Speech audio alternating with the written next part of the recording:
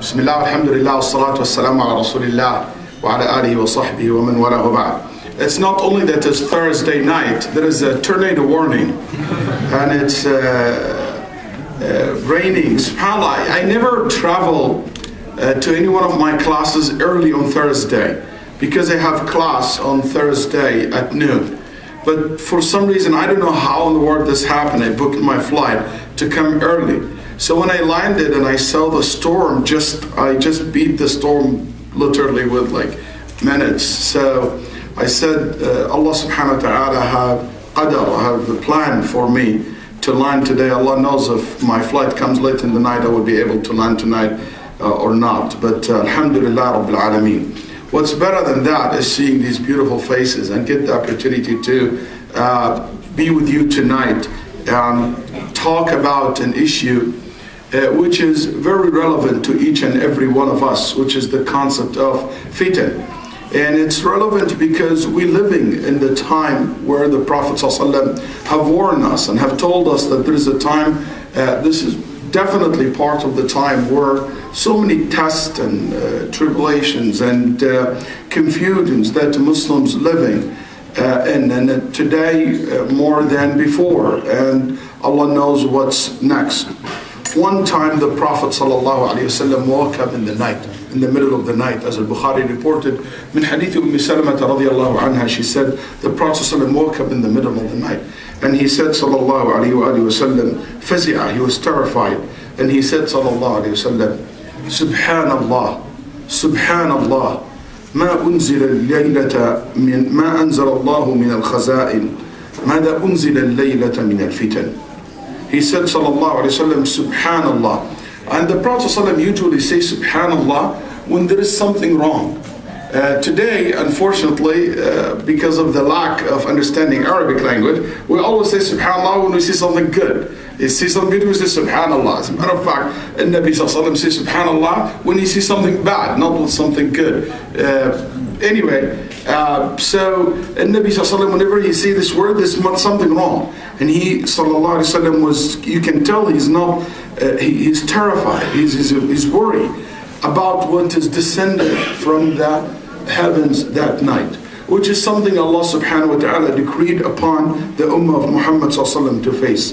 And he said, have sent down so much fitan, so much of al-fitan. Warning from fitan is very well needed, because fitna, and I want to explain what this word means exactly in a little bit. Fitna, it is basically when you are in a situation where you cannot tell the right from wrong. Hudayfa once said, al-fitna is what you used to believe in the morning is correct, by the night you believe it's wrong. And in the night you believe this is the right thing, and by the morning you're so confused that you switch. You said that it's not good or not right anymore. In another narration he said, what you all your life believed it's halal became haram. And what is you used to say it's haram, all of a sudden you start saying it's halal. It is that type of confusion when you go from one extreme to another, from the farther points in the right to the farthest points in the left. It is when people get so confused, when people don't know what to say, how to say the things, how to even to judge the situation, to see the exit from this gloomy, dark time that he or she living in. But alhamdulillah, as much as there is so many fitan and tribulation will happen to us as Muslim ummah, as much as there is light, as much as there is guidelines, as much as there is principles out there explained by our Prophet Muhammad sallallahu alaihi wasallam, and came clearly in the Sharia of Muhammad sallallahu alaihi wasallam to guide us through these dark moments, to help us to maintain the middle path, which represent always this ummah. وَكَذَلِكَ جَعَلْنَاكُمْ أُمَّةً وَسَطًا. You are a nation, a moderate nation, a nation of balance, a nation which is in the middle. Hudayfa radiallahu anhu ardah once said, it is obscure when it fitness appears, but it becomes clear after it leaves. After it leaves. So the nature of the time of fitna, it is not clear, obscure, you can't tell. But after it leaves, you can see it. Oh, that was bad, that was wrong, we should have done this. You know, that's why Al-Hasan al-Basri rahimahullah said, and also been said that Umar ibn Ali said that. He said, إِذَا أَقْبَلَتِ الْفِتَنْ أَبْصَرَهَا الْعُلَمَاء وَإِذَا أَدْبَرَتْ أَبْصَرَهَا كُلُّ أَحَدٍ. When the time of fitna, when the trials and the tribulation comes, the scholars see it coming. But the masses don't see it. They think, oh, they don't see it as a test from Allah subhanahu wa ta'ala. But after it finished, everybody would say, oh, that was tough time. That was hard time. Ulama see it before it happened, and that's one of the quality of the scholar. Controversies are usually confusing. They raise doubts. They make you unable to think clearly. And that's the nature of the fitna. So expect lack of clarity and an obscured vision during the time of fitna. He said, radiallahu anhu wa arda, Abu Hudayfa also, and Hudayfa talked a lot about al-fitan because this is one of the area that he's expert in. This is his area of expertise. He said people used to ask the Prophet ﷺ about halal and haram, what to do, what not to do, all these things. I used to ask him only about al-fitan, about the bad things that will happen. And the reason for that, not because he's negative by nature, no. He said, because I was so worried about what will happen after the death of the Prophet ﷺ. What will happen to our nation? What will happen to our ummah? So I make sure that I document all these narrations that tells us how to deal with this kind of trials and test that it will happen to us after the time of the Prophet Muhammad sallallahu alaihi wasallam. He said, tribulations will not harm you as long as you are knowledgeable of your religion. Indeed, al-fitna will only harm you if truth and falsehood become obscure to you. So when you don't have the knowledge to distinguish between right and wrong, truth and falsehood, that's where basically easily the person will fall in the fitna. Also, one thing about this fitan I want you to be aware of, that these tests and these time of confusion are very common. They are not related to one group but not another. All of us experience it. The leader of the community as well as the mass, the individuals and the groups, the people who live in the east and the west. That's why من فقه الإمام البخاري رحمه الله, very smart al-Bukhari, the way when you wrote the book of al-fitan, the first chapter in his book, واتقوا باب قول الله تعالى واتقوا فتنة لا تصيبن الذين ظلموا منكم خاصة, that the fitna will not only affect those who are transgressor or those who are bad. Everyone will be impacted by it. Everyone will experience it. As Imam Ibn Kathir rahimahullah said, even this verse is related to the Prophet ﷺ's companions, but it applied to all Muslims who can come after the Prophet ﷺ time. And I want to start with a collection that I did. I collected the ahadith that describe the nature of fitna. Before I share with you tonight some of the principles that it will help us to be balanced, to be able to go through these tests and to succeed and to keep our balance and protect our religion during the time of fitna. But before I share with you these principles, I want to share with you some of the descriptions of al-fitan in the sunnah of the Prophet ﷺ. Number one, An-Nabi ﷺ described it. It is like al-dhulal. It is like the clouds.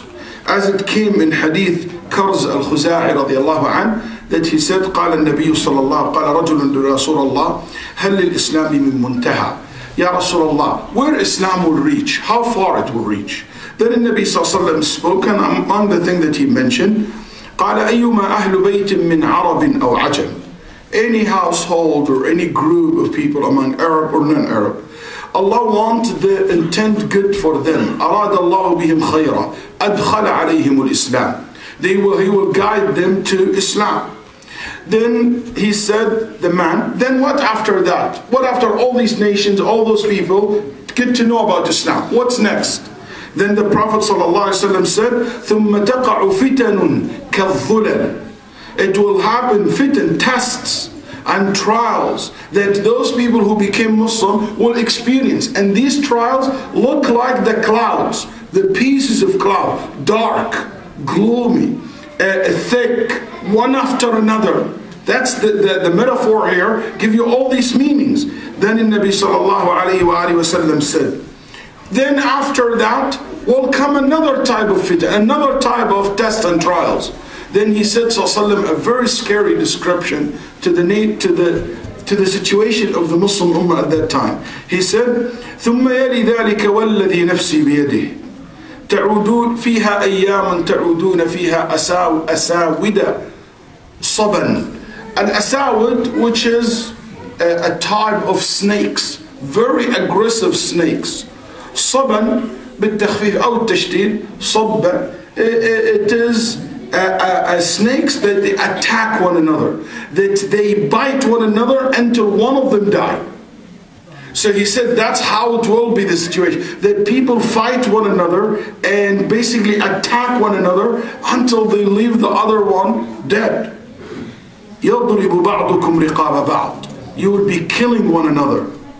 فَخَيْرُ النَّاسِ يَوْمَئِذٍ. The best of people that time, مُؤْمِنٌ مُعْتَزِلٌ فِي شِعْبٍ مِّنَ الشِّعَابِ يَتَّقِ اللَّهِ وَيَذَرُ النَّاسَ مِنْ شَرِّهِ.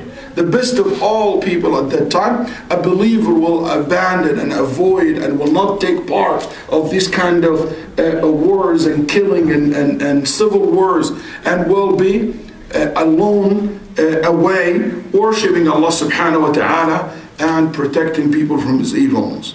This hadith reported by Imam Ahmad rahimahullah. Number 2, the Prophet ﷺ described it as قِطَعُ اللَّيْلِ الْمُظْلِمِ. Like the way the night comes, the fitan comes. You ever notice how the night comes? وَاللَّيْلِ إِذَا يَغْشَاهَا. When the night comes, cover everything. So that means the nature of these fitan, that it will reach everyone. No one can be protected from it. Nobody can be protected from it. He said, sallallahu alaihi wasallam, the hadith in Sahih Muslim, بَادِرُوا بِالْأَعْمَالِ. بادروا بالأعمال, rush to do the good deeds. فتنا كقطع الليل المظلم يتبع بعضها بعضا. That the fitan have comes like the way the night come. Also, one of the way the Prophet ﷺ described the fitan, he described it as, it looks like كرياح الصيف. He said sallallahu alayhi wasallam, ثلاث لا يكدن يذرن شيئا ومنهن فتن كرياح الصيف منها صغار ومنها كبار. وهذا الحديث أيضا في مسلم. That the Nabi sallallahu alayhi wasallam said it looks like the wind of the summer. I don't know about you guys here in Michigan. I'm not very familiar with the weather in Michigan. But in Arabia, where the Prophet sallallahu alayhi wasallam said that, the wind in the summer come all of a sudden. And unexpected, all of a sudden there is a wind in the desert.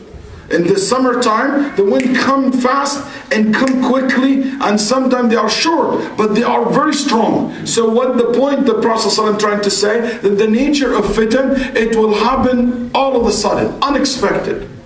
And also, they are short, but they are tense. And they are one after another, one after another.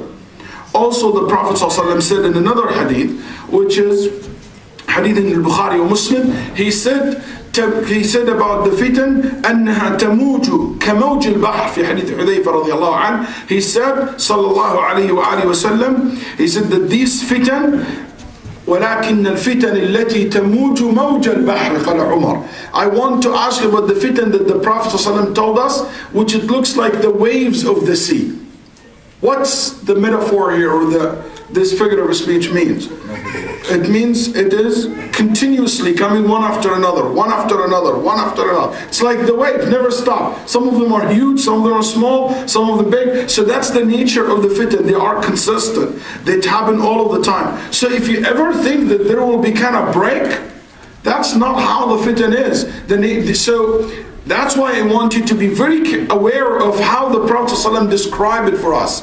One of the beautiful things about the course I teach, and this weekend, I always told this to my students, one of the things that I really appreciated the most after teaching this course to the students, that we get to know so much about what's coming. So we get ready for it. There's so many things will come, and Nabi Sallallahu Alaihi Wasallam told us how to deal with it. So it's not like we are left out to figure it on our own. No, and Nabi Sallallahu Alaihi Wasallam have given us, out of his love and care for this ummah, giving us all these tools and this information that we can use to know how to deal with a situation like this. Also, the Prophet Sallallahu Alaihi Wasallam said something interesting about the fitan. أنها تعرض على القلوب كعرض الحصير عودا عودا أو عودا عودا. That the Prophet ﷺ said it is exposed directly to the heart. What that means? Some fitan things maybe you see and you pass by. No. The fitan that the Prophet ﷺ is speaking about, and the nature of the fitan, that it goes all the way to your heart. Something it will shake you from inside. From inside. And that's so dangerous if you just think about it. Also in another this hadith about the heart in the Bukhari Muslim, and the other hadith in Nabi Sallallahu Alaihi Wasallam said, and this hadith reported by Nu'aym ibn Hammad في his book Al-Fitan بإسناد لا بأس به, he said Sallallahu Alaihi Wasallam about it, قال تذهب بعقول الرجال, the wise people will be confused, they can't think clearly. تذهب بعقولهم. And also in another narration, the Prophet ﷺ said, وَتُمِيتُ قُلُوبُهُمْ كَمَا تَمُوتُ أَبْدَانُهُم. This fitan, trials and tests, it will cause your heart to die. The same way accidents cause you to die. In another word, it will again affect your mind, your heart. You can't think clearly. You can't feel right. It changed the nature of the person from within. And that's so dangerous. That's so dangerous. قال صلى الله عليه وآله وسلم بين يدي الساعة فتن كقطع الدخان يموت منها قلب الرجل كما يموت بدنه. It looks like the smoke. It goes everywhere. And it will basically kill your heart like the way your body died. Also, one of the things that the Prophet ﷺ said about the time of fitan, he said about it, he said sallallahu alayhi wa sallam, يتقارب الزمان ويقبض العلم وتظهر الفتن ويلقى الشح ويكثر الهرج. قال وما الهرج؟ قال القتل. قال صلى الله عليه وسلم القتل في الصحيحين. وفي رواية قال عند حديث أبي موسى الأشعري قال ويكثر الكذب والقتل. It will be so common at the time of fitan that you'll see a lot of people die. Either because of natural disaster, because sickness, that's part of the fitan. Viruses, all these kind of things, or death that caused by human beings, wars, and all this kind of justifying killing, that people will see killing as something not of a big deal, not of a big deal. And that's the nature of that time, that there is a lot of killing, a lot of people die, a lot of people die. And ulama said, and that's why one of the reasons in the end of the days, the number of women will be more than men, because so many men will be killed in battlefield and wars and things from that nature. Also the Prophet ﷺ said in that time, lying will be something so common. A lot of lie. And just look at today.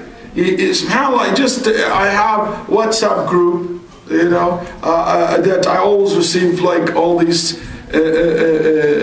pure lies, from people to share information from overseas. The media. And you have the media, then you have the Twitter, that you have all these, so many of the information that you get are not true. You just heard about Rolling Stone, don't you? Anyway, so many lies, and became so common, and became even Rolling Stone, this the newspaper who talked about the rape case, I don't know if you following the news. Have you heard them? They said, and even when you caught lying and spreading lies, you know the honor what he said? He said, okay, so what's going to happen to those who lie and report and made all this thing? They said, are they going to be fired? Nobody going to be fired. Or any punishment? He said, enough punishment that they're exposed. Everybody go back to work. Lying is not a big deal these days, unfortunately. Like, unless you lie to a government. Government can lie to you, but you cannot lie to government. That's the rule. Anyway, so here you say, so this is the nature of the fitan. How can I protect myself from it? Isn't that something raise a concern for each one? Have aql, have a little bit of concern and sanity that this is something you like it, you don't like it, you will experience in life. And a lot of time we think we are immune. There's no one immune from al-fitan. I have a friend of mine studied with me in College Sharia. He said he used to study medicine in a state it called at that time Yugoslavia, okay, Serbia, the Bosnia. Today it became 3 countries. He used to study medicine there. He told me, Sheikh Waleed, I used to live where Christians live, not where Muslims live at that time, because that's where the most conservative community are. Where Muslims community are, unfortunately, it was infested by a lot of drug dealing, prostitutions. Not necessarily Muslim doing it, but it was so bad that you can't even live in these areas. Okay, he said Muslim there, he said, you don't know how many times I used to pray by myself, Taraweeh, nobody heard of Taraweeh, in some of the areas that I used to live in. And Muslim there thought, you know, all of them have boyfriend, girlfriend with Serbians and non-Muslims. You know, this Islam means nothing. Just the only thing Islam is something by heritage, that his family are Muslim. That's the only thing for them to be Muslim. When the war comes, they thought that they are immune. When the fitna happened in that land, they thought they're not going to be part of it. Guess what? They used to see any man in the street, they stop in this checkpoint, if you are circumcised, you will be killed. It doesn't matter you yesterday in the bar with him or not, or used to go together, it doesn't matter. When the fitna, the time of fitna comes, it was a massive killing. And he said, in 2 years, I went back to the same place where I used to live. He said, Wallahi, Sheikh, I found the masajid there filled with young people more than what I see here in Saudi Arabia, in Egypt, in the Muslim country. It's a Muslim country anyway. But he said people start coming back to the deen. So don't ever think that you can be immune from the fitna. Allah, may Allah protect us.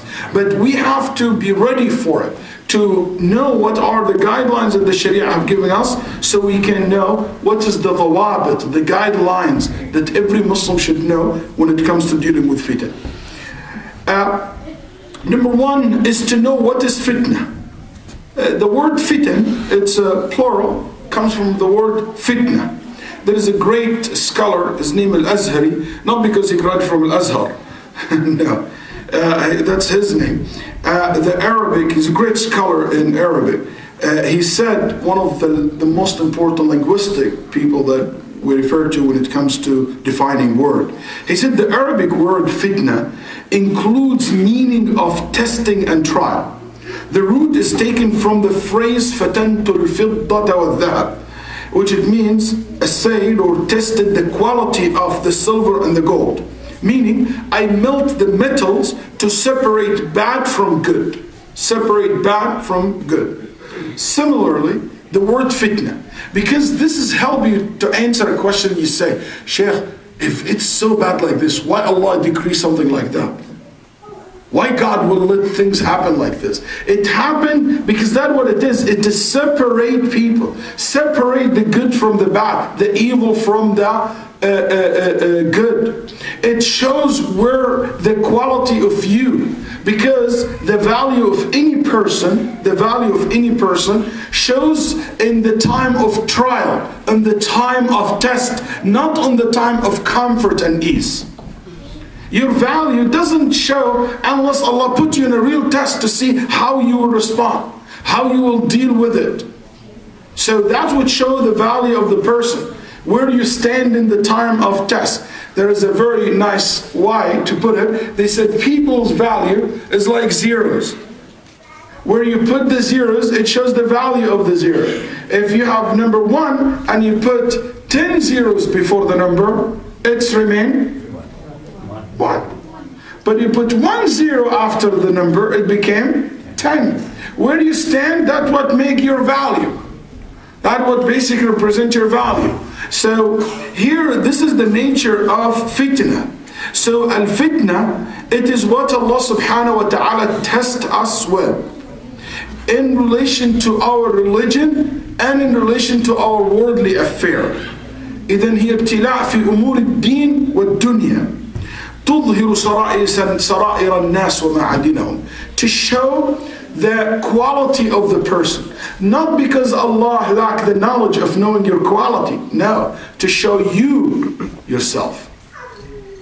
So you can argue in the day of judgment in front of Allah subhanahu wa ta'ala. Ibn Hajar rahimahullah said there is more than 8 different meanings for the word fitna in the Quran. أكثر من 8 إطلاقات للفتنة في القرآن. How would you, Ibn Hajar said, but the meaning can be easily understood from the context. But that's the one that I want to focus on because that's what I meant by my lecture today. The Sharia, so the nature of fitan, you know what it means. Islam told us that the all kind of fitan is divided in 2 categories. Number 1, the fitan which is something that leads you to commit sins. Like for example, the test of the person is that he will or she will basically, give you an example, fall in love with someone. That's a test. Falling in love is not something bad because the word fitna is not solely something bad. But if you fall in love with someone, now the test, Allah will say what you will do. Would you take the right way to make that love go in the correct way, or you gonna follow your desire and go to the dark hole and do the haram? So your love became a haram, forbidden love. Or you will do it in the right way, as the Prophet ﷺ said, لَمْ أَرَى الْمُتَحَبَّيْنِ مِثْلَ النِّكَاحِ. I have not seen anything for a couple who love one another except to marry one another. But to keep this relationship in the wrong way, that's a test. So say Allah, how will you deal with it? Another test, Allah tests you with sickness. Allah tests you with wealth. Allah subhanahu wa ta'ala tests you with wife, with parents. This is all tests. You might say, Ya Allah, why my parents are the worst person in the world? Okay, you know what? They're not. They're not, first of all. And if they are, you know what? This is a test to see how you will deal with it. And you said, oh Allah, why my kids are the only irritating kids in the world? Why they're so pain in the neck? Okay? Why my kids don't be just like normal kids? It's a test from Allah subhanahu wa ta'ala to you. Some imam said, why Allah subhanahu wa ta'ala give me this community? You know, they are the best community ever. I must have done something good in my life. I'll make it good for you guys. Okay, so you see, it's a test. So whatever it is, you know, Allah might test you with losing job, with losing loved one. Maybe test you with a disaster, natural disaster, Allah forbid, happen to your place. Maybe Allah tests you with things that are happening around you. You see all these fitan, all these groups that today calling to their own version or understanding of Islam.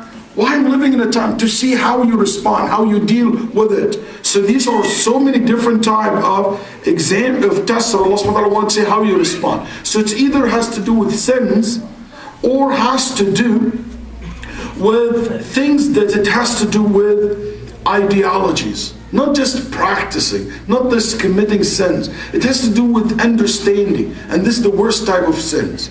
That it will confuse you from within. So you don't understand. You have doubts about religion. You have doubts about the Muhammad sallallahu alaihi wasallam. You have doubts about the ruling of Islam. Or you start, you know, thinking that you can do your own way of understanding Islam, your own way of practicing Islam, which is known as al-bid'ah. as al-bid'ah, the innovations in religion. So one of the most common fitna of our day, it comes to ideology today, which is an ideology and the same thing, it's a major sin, is the fitna of takfir, or calling people non-kuffar and killing innocent people, Muslim or non-Muslims. That's a big fitna. And you go online, okay, and you will find people willing to justify what they do, and they bring you a bunch of evidence from Quran, from Sunnah, from here, from there, create a sense of confusion. Wow, I didn't know that, you know, and you might be even misled by a group like that easily. That's a fitna in itself. It's a confusion. It's a confusion. And I think that's one of the worst fitna that we have today when it comes to the Muslim. And it became so popular by the power of the media and the social media. And it is so sad, and it is so sad. Just recently, a friend of mine was consulted in a case which is in the court for a young girl, 18 years old girl in Colorado. Maybe you heard about it, it's in the news. 18 years old. She's a convert, she became Muslim, and she basically decided to go fight in Syria. You know, recently one of my friends invited me through a lawyer who defending a brother who is also facing 18 years in jail this time. You know what? He's been Muslim 4 months only. 4 months only. And the lawyer asked me if I can come to testify or to give my opinion as a scholar, Muslim scholars, that this guy is not really a radical. His lawyer trying to save him from 18 years in jail. He's 21 years old, 4 months Muslims. But guess what? People picked him up. Who would pick him up? They pick him up this kind of ideologies. And when I went to him and I talked to him, he said, isn't Islam is about standing for fighting and stuff like that, or jihad? And I had to have a very long conversation with him. So confused. So confused. It is sad. It is so scary how we see today this large number of young men and young women get into this business of going in an area where there's civil war. People killed. And I tell this young guy, I said, hey, if Bashar al-Assad don't kill you, you know who's going to kill you? ISIS. They think you are an American agent. And if ISIS don't kill you, al-Nusra will kill you. And if al-Nusra don't kill you, the Turkish will put you in jail. And if the Turkish don't put you in jail, the government, the USA will arrest you. And, it's like, where are you going, man? What are you thinking? He said, I was planning to marry. That's his honeymoon. It's just crazy. So anyway, going back to the issue is, since 9/11 and things been escalating, and I'm not talking only about the action. We're all hearing the news every day today about the Boston Marathon bombers, and the trial that they just finished. When you say young kid like that, that's think that I brought the biggest victory to Islam by what I'm doing, and I'm the Muslim. It is so dangerous. It's so dangerous. So here you see, this is one of the biggest fitna, in my opinion, when it comes to shifting people's ideology and affecting. Because the Nabi Sallallahu Alaihi Wasallam said, among those groups who go extreme and kill people and name people Muslim or Kuffar and kill innocent people in general, those are the descendants of Al-Khawarij, who the Nabi Sallallahu Alaihi Wasallam called them the Kirabu Ahli Nar, the worst of the people on the face of this earth, belong to the Ahl al-Nar. They are the one who will follow the false Messiah. So it is so sad when you see people want to be good, but they went astray like this.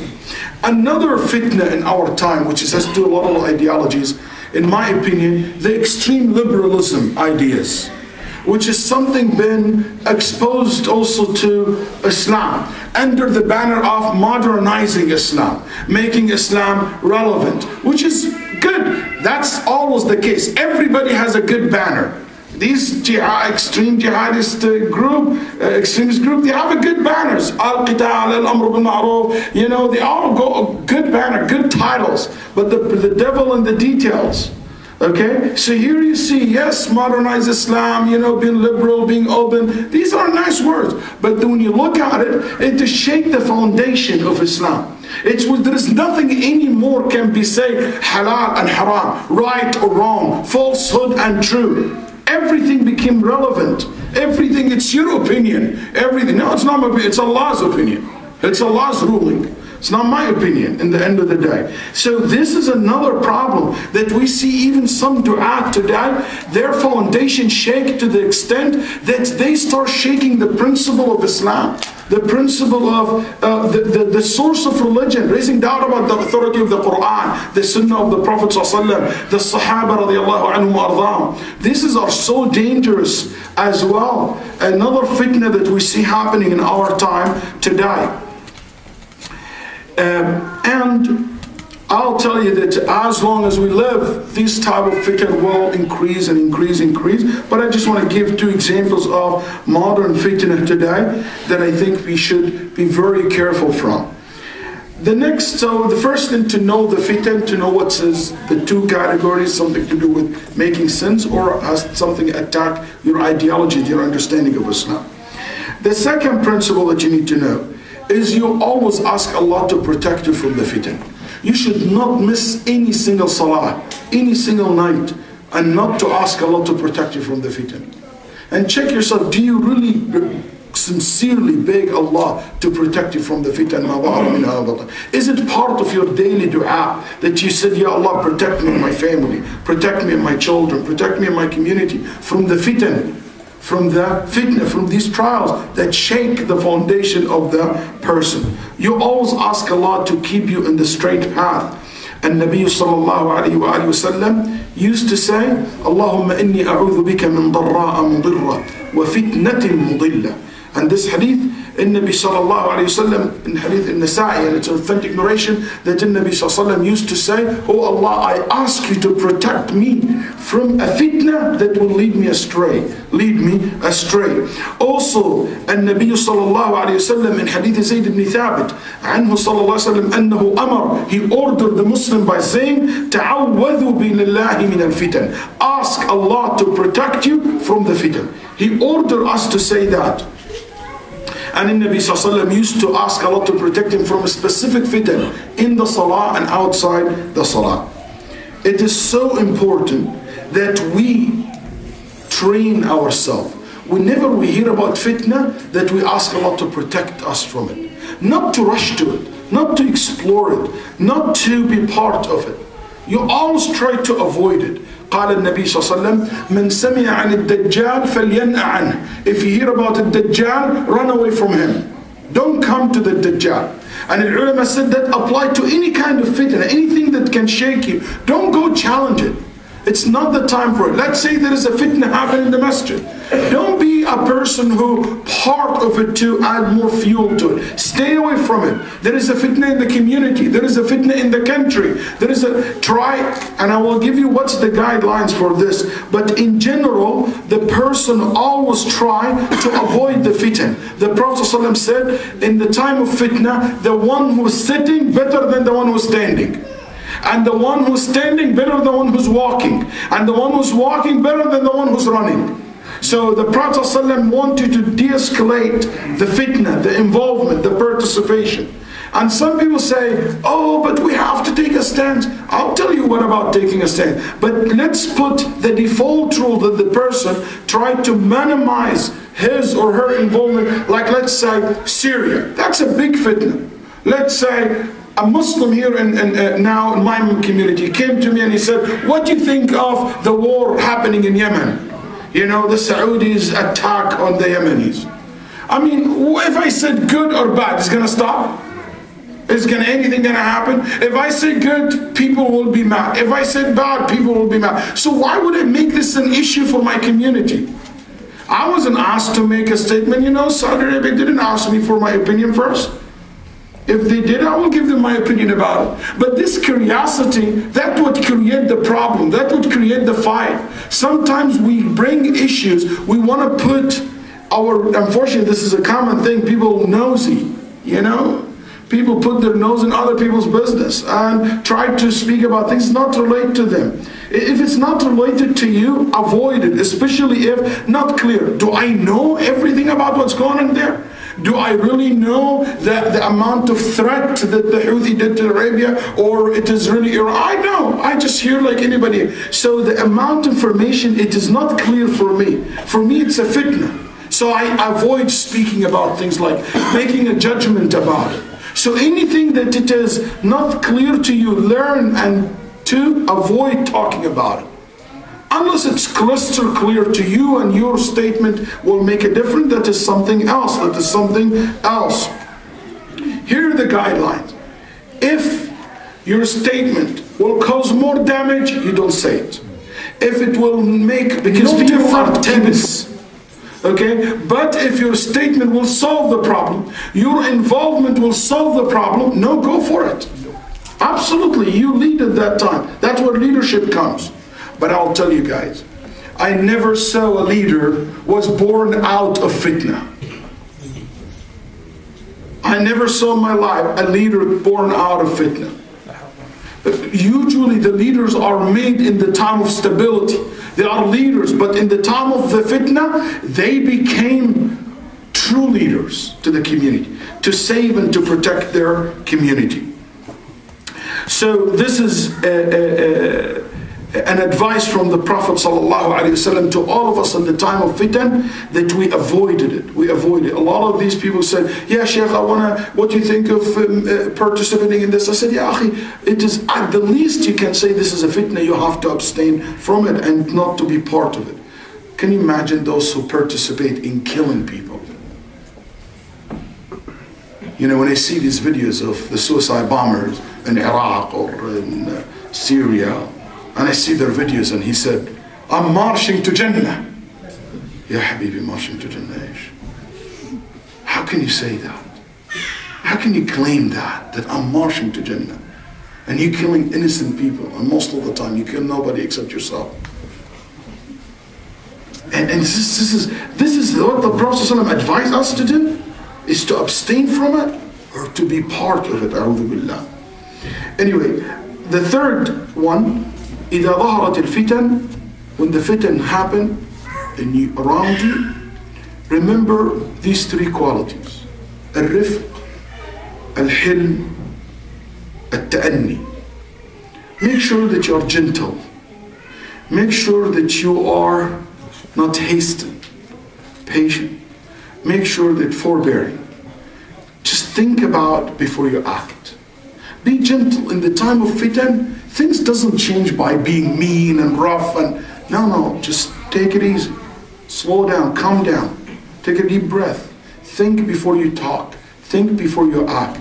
Be patient. Why? Because being patient will allow you to think twice before you react. It allowed you to see the big picture, not what is just underneath your feet. Patience will allow you to think about solutions, not just to condemn or to make a statement. Patience will allow you to always see the goals, the reasons, what's behind the scene. So these are the advice of the Prophet ﷺ for all of us, is to make sure that you do this. Amr ibn al-As, when he described the Romans, and he said, the Prophet ﷺ said first, تَقُومُ السَّاعَةُ وَالرُّومُ أَكْثَرُ النَّاسِ. The day of judgment, when it comes, before the day of judgment comes, the most strongest nation, the biggest nation on the earth will be the Romans nation. The Roman will be the biggest, the strongest. Okay? So Amr ibn al-As was asked why? Why would the Roman become so powerful in the world? He said, فِيهُمْ خَمْسُ صِفَاتٍ. They have 5 qualities. One of it, وَأَحْلَمُ النَّاسِ عِنْدَ فِتْنَةٍ. One of the quality of those people, that they are forbearing, they are very patient when it comes to fitna. They don't just react, crazy reaction. No, they take their time to think and analyze and see how they will react in the most appropriate way. So here you see that this is something have made them rule, have made them succeed, be able to deal with fitan. The number 4, don't ever judge anything in the time of fitna until you 100% have complete knowledge of. Don't pass a judgment on someone or something or a country or a group or a sheikh or a sister or a brother or an imam or an administration while you don't have a complete picture of what's going on. That's not allowed. And al-fuqaha rahimahullah, the Muslim jurists, they have a rule, it's called al-hukm ala al-shay far'un an tasawwuri. You only pass judgment based on your understanding and comprehension. As long as you comprehend the thing and you understand it fully. Allah said in the Quran, وَلَا تَقْفُ مَا لَيْسَ لَكَ بِهِ عِلْمٍ. You cannot say things about something you have no knowledge of. You have no knowledge of. Number 5. The guidelines, number 5. That the Muslim in the time of fitnah need more than ever to remember that he or she must be just and fair. Al-adl wal-insaf. To be just and fair with your enemy before your friends. With your enemy before your friends. And sometimes I see in these days, we're not just and fair with so many people around us. Even sometimes our neighbors and people that we live with or family, when the fitnah happen, I just forget about everything. Let's say this person, Shayoukh, did something bad, khalas, I forget everything. And it's just not fair and just the way I treat them. That's not right. That's not right and that's not correct. We should be fair and just, as Allah subhanahu wa ta'ala said, وَإِذَا قُلْتُمْ فَاعْدِلُوا. When you say what is just. وَلَوْ كَانَ ذَا قُرْبَى. Even if he's your family member. Because sometimes, because my family, my group, my jama'ah, my masjid, my country, you know, I give him a slack, I give him a break. But because he's from other than these circles, or another than my circle, I give them a hard time. No, that's not right. That's not fair. That's not just. وَلَا يَجْرِمَنَّكُمْ شَنَآنُ قَوْمٍ عَلَىٰ أَلَّا تَعْدِلُوا اِعْدِلُوا هُوَ أَقْرَبُ لِلتَّقْوَى. Be fair and just with everybody, even those who you have hate or a problem with. We have to be fair in our actions, in our statements, in our judgment. We have to be fair when we judge people or groups or individuals or countries. Like I see a lot of time, just be fair with me, okay? Be just with me. So don't take my word out of context. You know, I found a lot of time we're not fair and just with our government here in America. And so many times I found that we're not fair and just in certain issues, especially with law enforcement. I have come across cases where we say, oh, how come? Like, I give you a true example. It's a time of fitnah. So a guy was talking to me about the entrapment things that the FBI did. So I had a conversation with someone and I told him, I'm not defending the entrapment as a concept, but also the way Muslims talk about entrapment shows that they know nothing about what entrapment means in the law. Okay?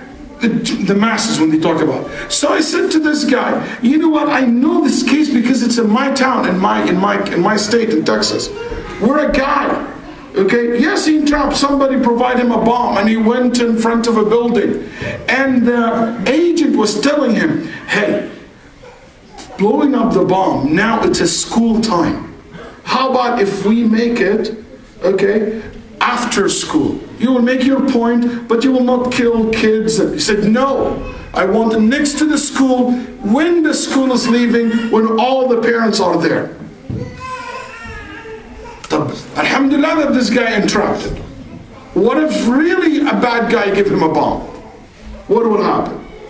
So sometimes we're not fair in just the way we look. Just because he's a Muslim, it doesn't mean he's always right. Not because he's a beard, it means he's good. And I'm not also saying the FBI or the law enforcement are bad. You know, they are not all of them good or bad. But it is fair. You cannot, as we don't like to be generalized as bad community, we cannot generalize this category is all bad. We have to be fair and just in the way we deal with people. One of the principles that al-i'tisam bil-jama'ah wal-bu'd an al-furqa.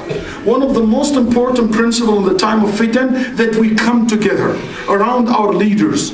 In Muslim country, they have leaders. Here in America, we have our centers, we have our imams, we have our community leaders, you know, the elders among us. You know, even if they're not the best in the time of fitna, we've been ordered to come together and not to be divided. And Nabi sallallahu alaihi wasallam ordered the Muslim to be around their leaders even when they are fasad. Because in the time of chaos and the time of fitna, it's not my recommendation, that's your Prophet Muhammad sallallahu alaihi wasallam's order to us to be like that. Because in the time of fitna, it is so easy to be divided. It is so easy to turn against each other. It's so easy for the community to be broken. We can disagree, but we're still united.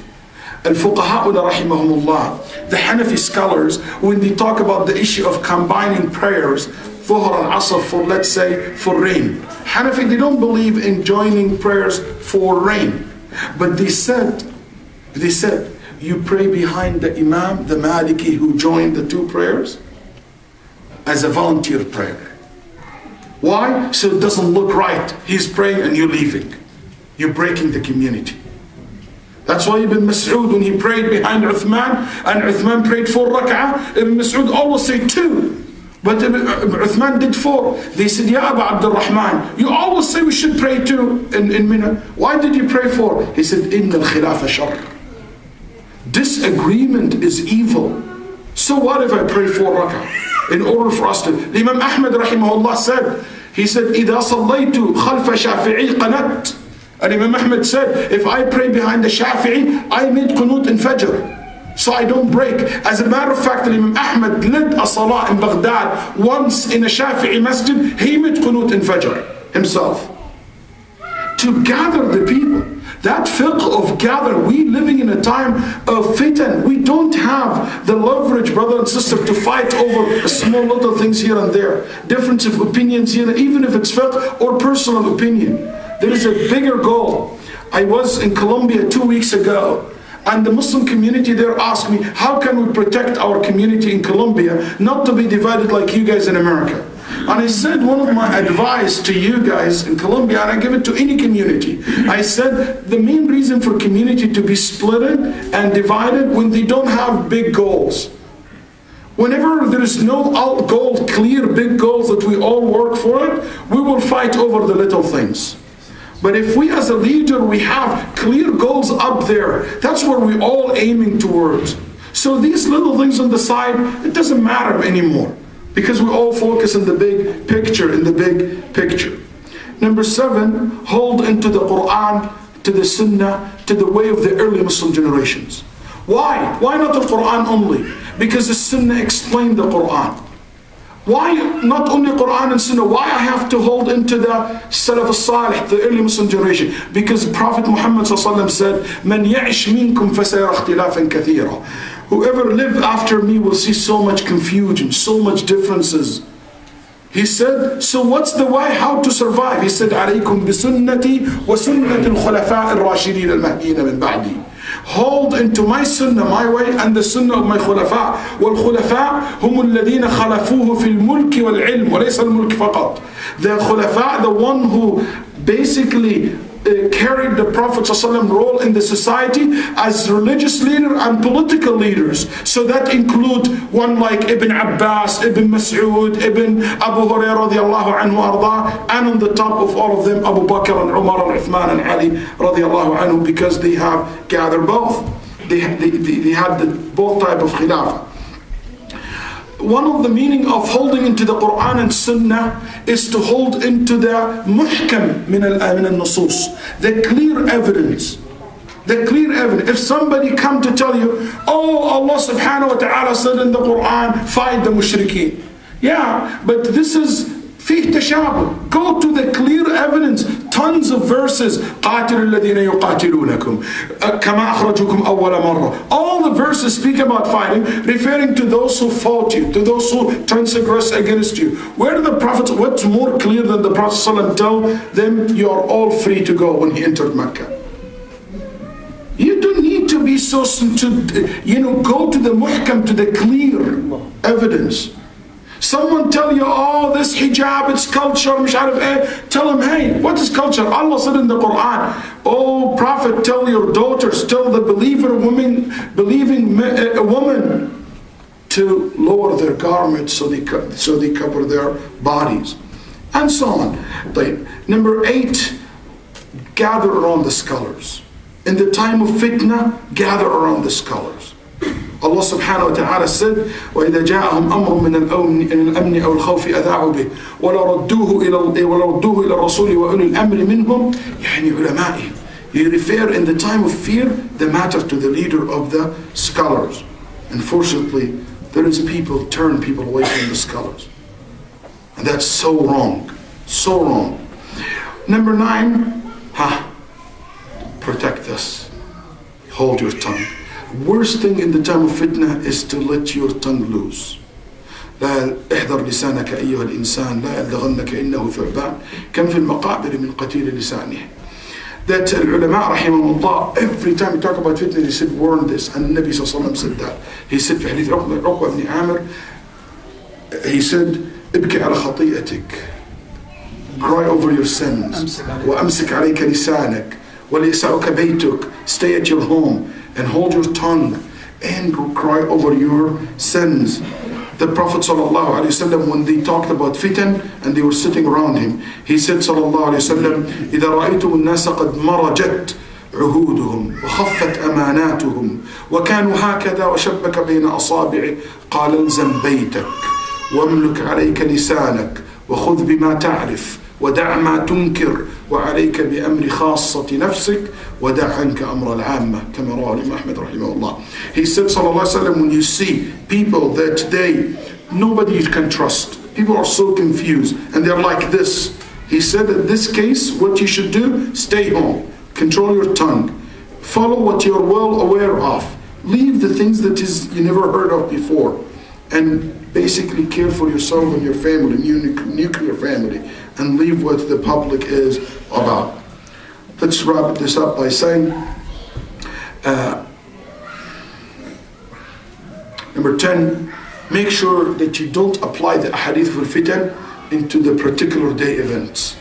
Yani somebody take a hadith and said, the Prophet ﷺ said before the day of judgment, people will be in Syria fighting. So that's the fight in Syria today. That's not the right methodology of dealing with this hadith at all. That's innovation. This method is not the way of the Sahaba radiallahu anhum wa ardahum, know the scholars of Islam. Also, make sure that you be very careful in the time of fitan from rumors, isha'at. Rumors is so dangerous in the time of fitna, When you hear news, make sure that you know it is correct. It is correct. Like passing information on social media, or your internet, or just be very careful, especially when it comes to something that has to do with the fitna. The 12 and the last one I have for you today is what the Prophet ﷺ said, Al-ibadatu fil harj kahijratun ilayh, Sahih Muslim. He said sallallahu alayhi wa sallam, worshipping Allah and coming closer to Allah in the time of fitna is like migrating to me. What that means, if you are in the time of the Prophet ﷺ and there is a problem, where would you go? To the Prophet. He will guide you, that's right. But the Prophet is not there anymore. How can you be guided? How can you be protected? Who can provide you the best nasiha? The Prophet ﷺ said, come closer to Allah. We have to, more than ever, brothers and sisters, and this is an amana, I put it on my shoulder and all of your shoulders, that if you really want to protect yourself, you want to protect your family, you want to protect your community, come more closer to Allah. The more closer to Allah, the more protected you are. The farther away from Allah, the more exposed you are in your children. يقول سفيان الثوري, Sufyan كان يزيد في صلاتي. He sometimes pray more. So we ask, why do you do always extra? قال أرجو بزيادة صلاحي زيادة صلاح ذريتي. I always wish that because these extra volunteer I do, Allah subhanahu wa ta'ala will protect my children more and my family more. It is all of us coming closer to Allah. It's a protection for all of us as a community, as individuals. That means your heart more attached to the akhirah, more depending on Allah subhanahu wa ta'ala. That means avoiding the sins and the haram as much as you can. That means that al-akhirah khayru wa abqa.